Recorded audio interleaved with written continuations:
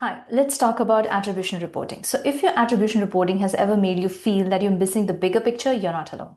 I used to chase perfect dashboard until I realized perfect attribution does not exist. At some point, marketing operation professionals learn this truth. The data will never tell the whole story. And here's how you frame it can change everything. Instead of starting with numbers, I start with what decision are we trying to make and what signals will help us get there. Because attribution models like first touch, W shaped, whatever you're using are built on captured interactions. They don't account for dark social like the DMs, direct messages, offline sales introductions, content shared over Slack, and colleagues' recommendation over coffee. So when I'm asked for attribution that's incomplete, I bring in context from sales, partners in pipeline movement, timing alignment with GDM motions, and I say the model gives a slice of the truth, not the whole journey.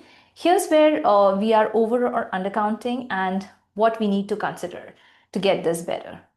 And the shift is I've seen is from defending dashboards to elevating decisions, from reporting backward to guiding forward, and from playing the data game to setting the data strategy.